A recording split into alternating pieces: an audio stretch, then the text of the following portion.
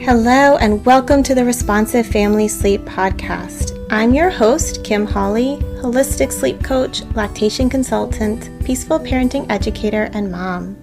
If you've ever felt overwhelmed by all the conflicting sleep info, frustrated with sleep information that just plain felt wrong, or searched desperately for a truly gentle and responsive sleep approach, then you are in the right place.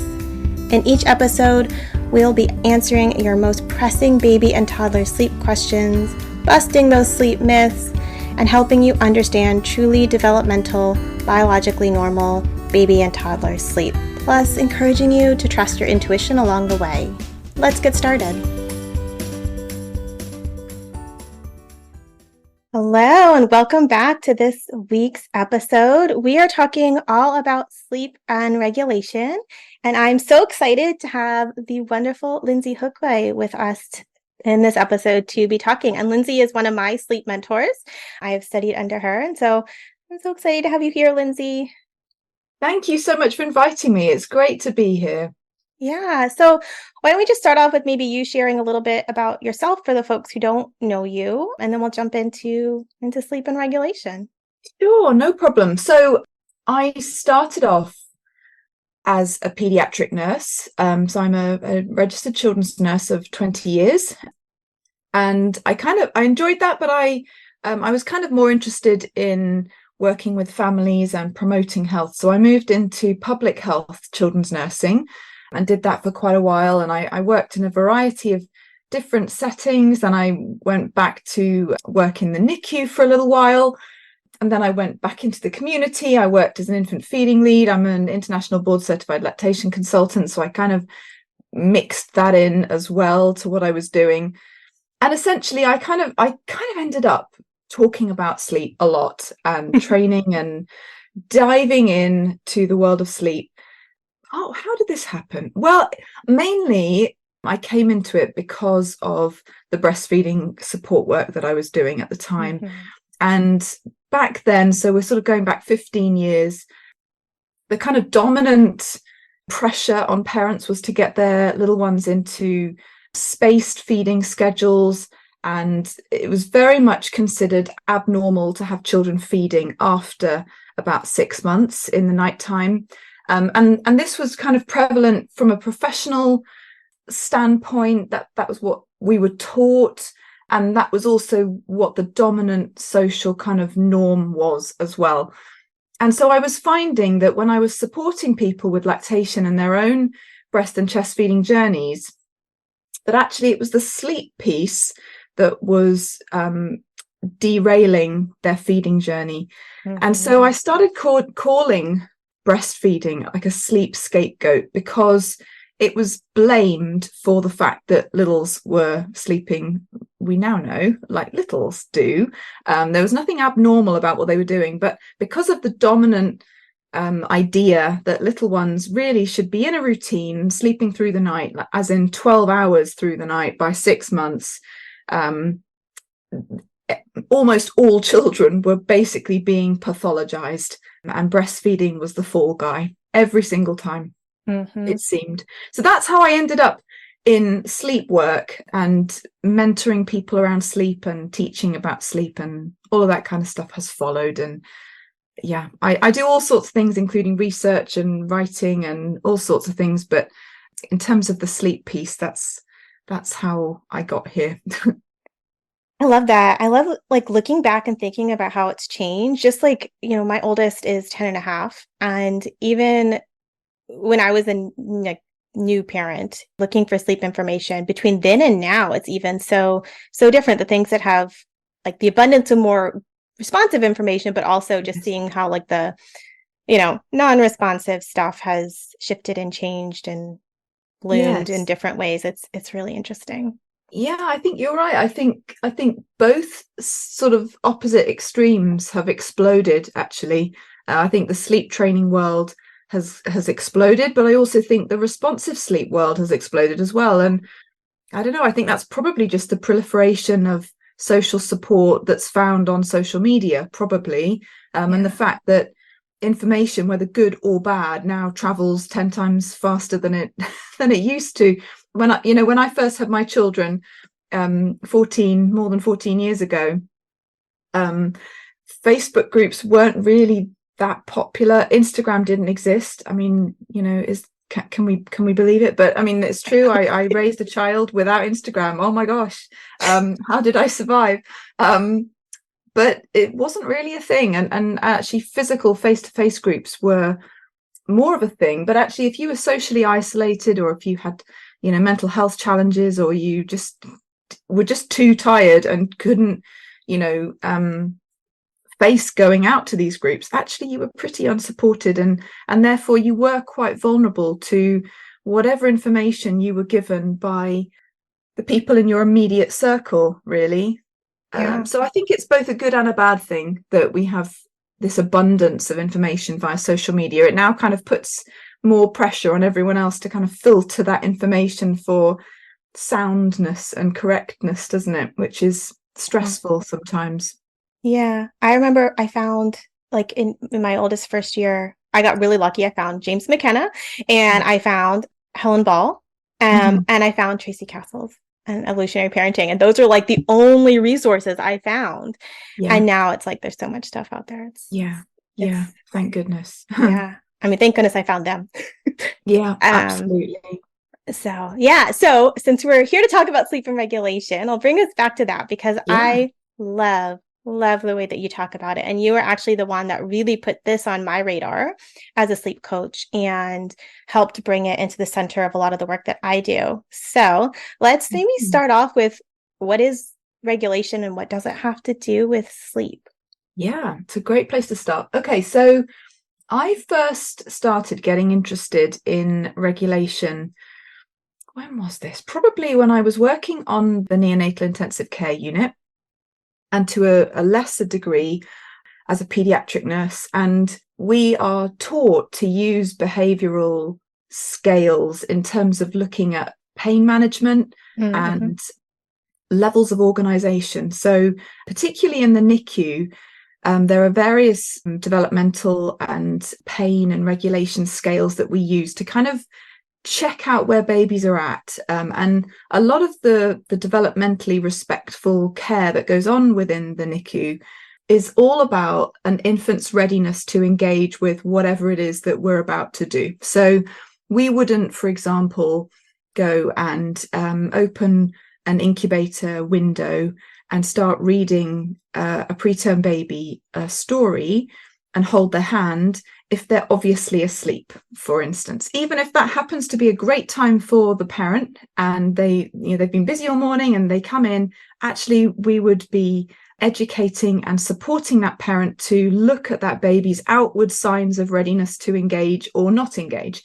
So I first started getting interested in it when I was thinking about how an infant's state affects their ability to organize themselves and become calm and be ready to engage with their environment and the world around them, I guess.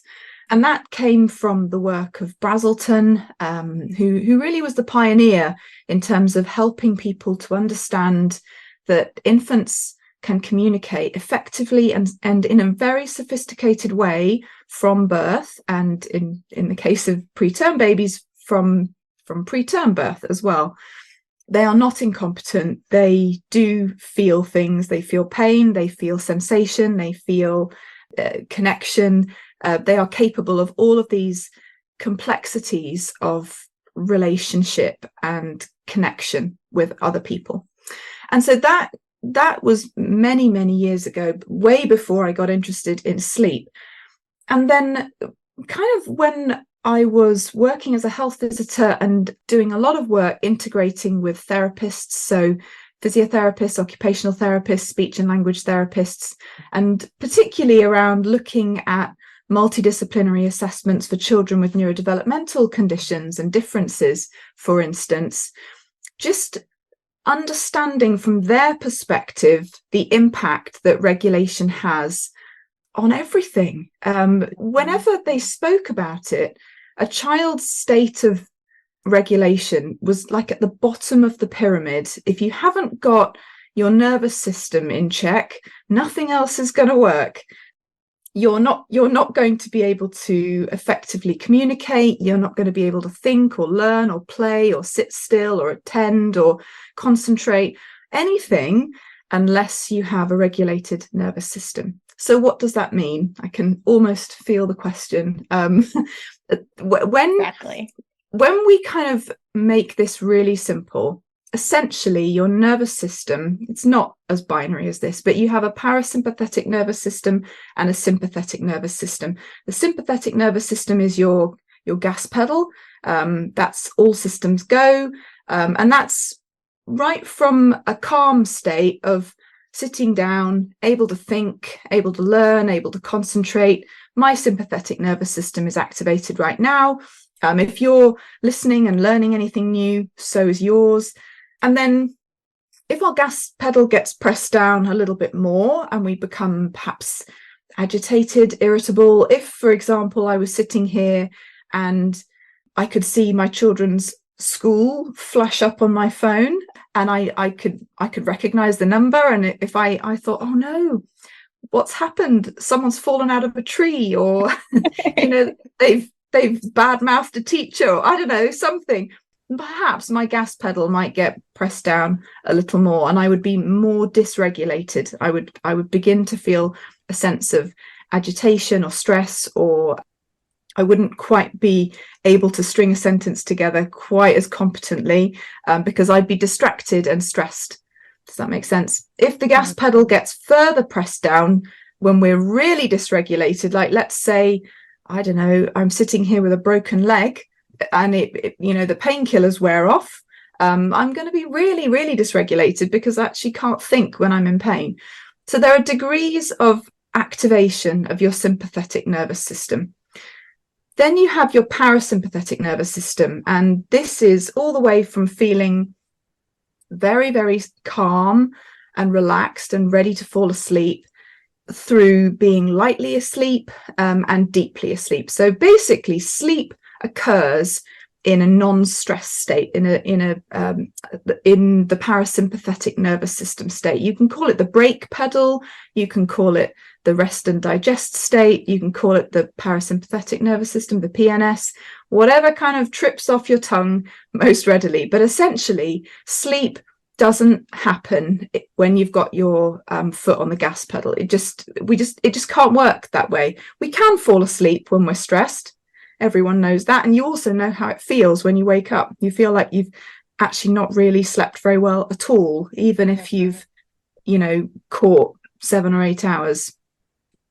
So essentially, a degree of dysregulation. So if that gas pedal begins to be pressed down more, children are in that dysregulated state. And when you're dysregulated, they need help to get back to a state of regulation before they can become calm enough to fall asleep. And when you think about it in those terms, everything starts to make a lot more sense for sleep and the importance of being able to accurately interpret a child's outward signs. Does that make sense? Kind of went on there, didn't I? No, that's okay. I love all of that. It absolutely makes sense. And, it's why once I started learning more about this, it's where I start with all of my clients, is getting that idea in their head, because, it's not just if your baby's melting down crying before sleep. There's all different ways that activation can sort of interfere with the winding down process and being in the right state for sleep to be restful and restorative. And I don't think we don't tend to see it that way, right? Or there's more focus on worrying about being overtired or worrying about getting the right bedtime than making sure your little is actually in a good state for sleep. I think unfortunately in the mainstream sleep training world, people focus on sleep from a behavioral point of view. They don't think about it in terms of regulation or sensory differences. They don't think about any of that. They think about it really simplistically. It's all about wake windows and tired signs and schedules and bedtime routines and sleep. All of that stuff is important. Not wait windows. Anyone who knows me knows I absolutely loathe and detest weight windows, but things like a bedtime routine and sleep hygiene, nothing wrong with any of that. It's good stuff, it's important stuff, but it's not everything. And if you only focus on that stuff, you're only going to get so far with sleep, because a child's ability to be regulated and thinking about the limits of their ability to self-regulate and their need for co-regulation is going to be a huge factor for most children.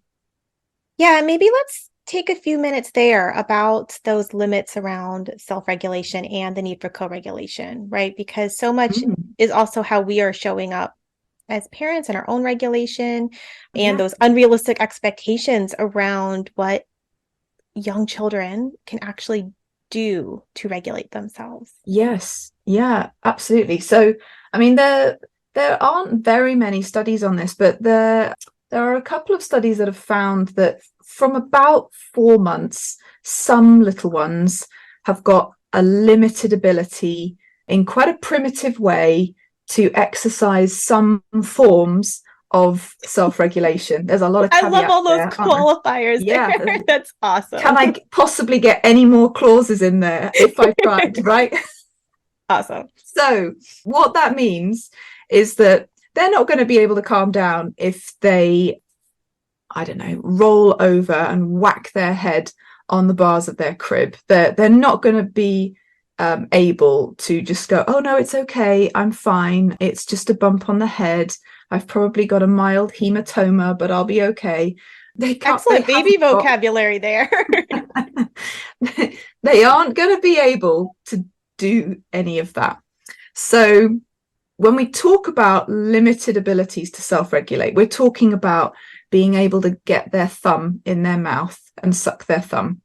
Or we're going to be looking at a baby who gaze averts because they're actually becoming overwhelmed with all of that lovely back and forth serve and return chat that they're having with their caregiver. Now, actually, they've had enough, or perhaps somebody comes into the room who's unfamiliar and perhaps has a slightly hostile expression on their face. Maybe they're able to turn their face away from that. That's actually a form of self-regulation, because they've recognized that that's scary or frightening or threatening in some way, and they are going to remove their eye contact from that, source of threat or danger.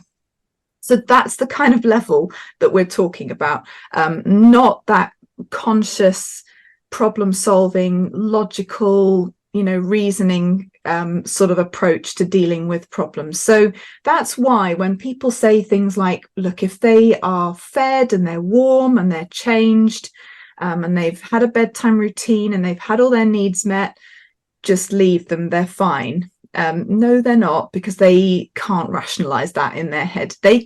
When they wake up and they need their caregiver because for whatever reason, I don't know, they're bored, they're lonely, they're scared, they're whatever, frustrated, they're not going to lie there and think, oh no, it's absolutely fine because my bottom is dry and I haven't got a dirty nappy or diaper, and it's only been like 45 minutes since I fed, so I definitely don't need any more food.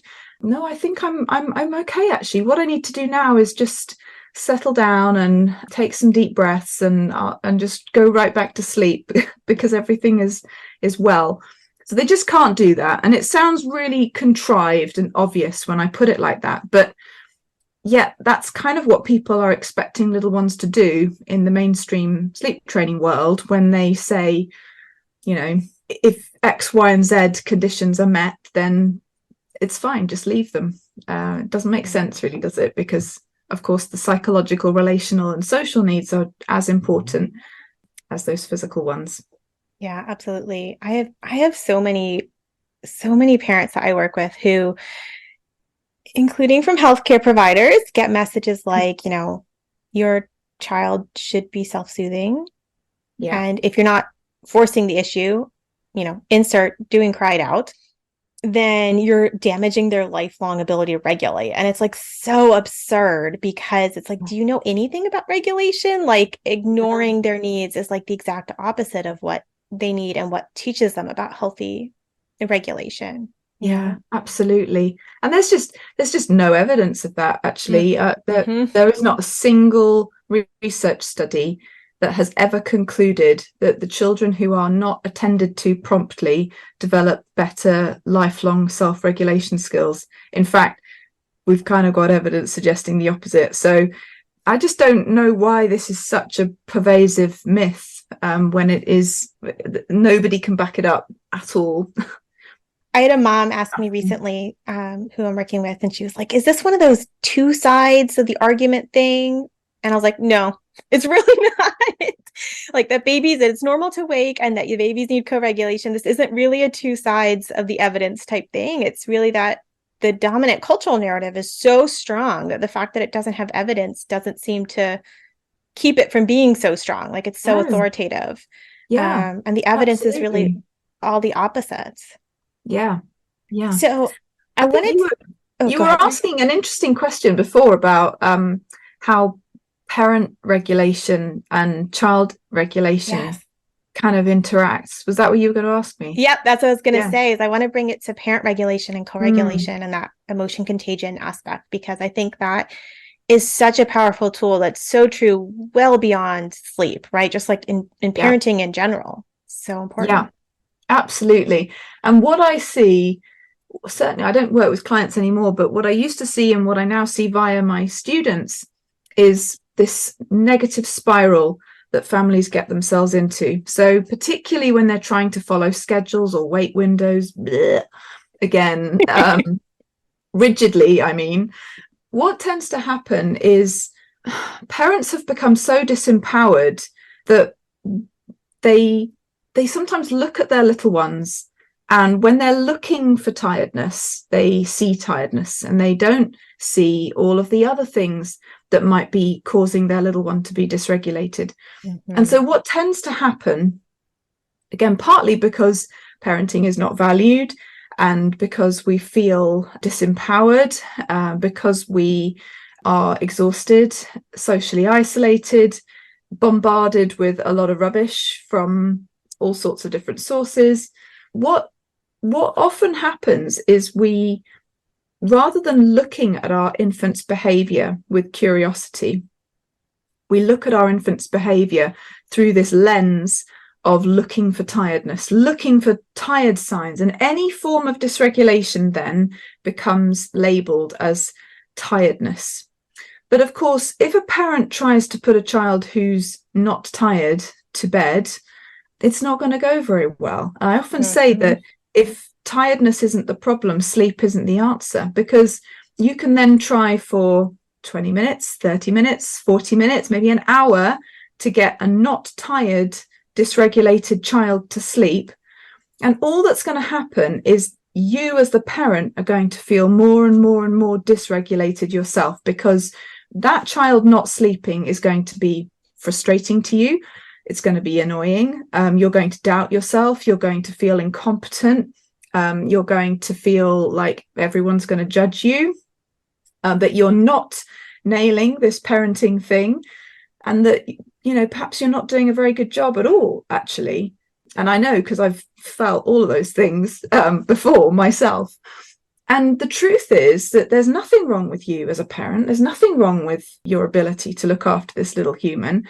You've just been so bombarded with information that hasn't helped you to be equipped and empowered you as a parent to interpret your own child's unique individual cues, that you are actually in this situation where you're looking for something that isn't there, and you get more and more dysregulated yourself. And now that's where we get this vicious cycle happening, because a dysregulated parent isn't, unfortunately, a very good co-regulator for a dysregulated infant. So what started off as a dysregulated infant who wasn't tired, they had some other thing that was bugging them, right? Let's just say it was a funky seam in their sleep suit, right? Let's just say it's something completely unrelated to fatigue, right? Started off with a dysregulated infant, and now all of a sudden, an hour later down the track, we have a dysregulated parent and infant, and the original problem is still there, but now we have more stress and more frustration and more confusion and more irritability into the mix. And this becomes a really difficult situation to get out of, because The child is dysregulating the parent is dysregulating the child, and the only way out of this usually is to just take a break, just leave the scene together. Or if you feel like actually you're about to lose it, then for goodness sake, go and collect yourself first,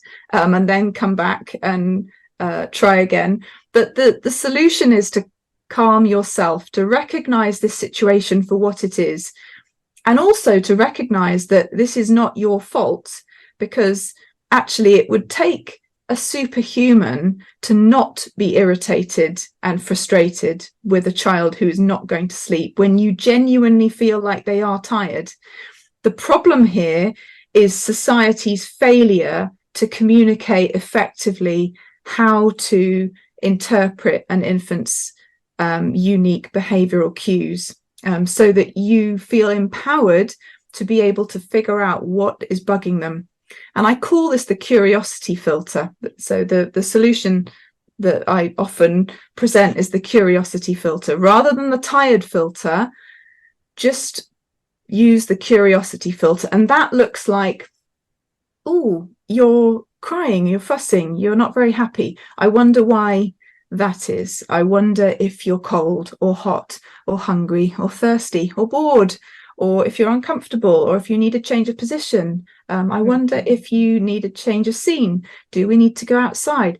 It's about just wondering. Start by curiosity about what it is that might be bugging them. Of course, sometimes it might be fatigue. It's not that it's never fatigue. It's just that it isn't always fatigue. And if we only look for tiredness, a lot of the time we're going to miss the mark, unfortunately. Yeah, and I tell parents a lot that when we bring that curiosity, getting it wrong is not okay. Wrong. Like that, we actually learn stuff when we get it wrong, and that's part of being open to what they're telling us. Yeah, and it's not always clear, and that's okay. It's like not something to beat yourself up about. It's like, nah, especially with little babies when you're really still learning. But even older babies and toddlers, like just having that, like, oh, getting it wrong is more information, rather than being like, oh my God, I'm always getting it wrong, I'm not good at this.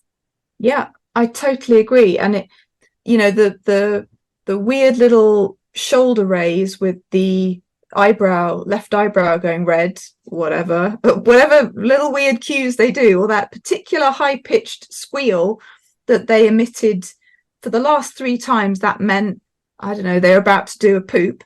That might not mean the same thing tomorrow. And that's just life as well. So yeah, absolutely. It's about guesswork. It's educated guesswork, but it is guesswork. And that is absolutely okay. Yeah.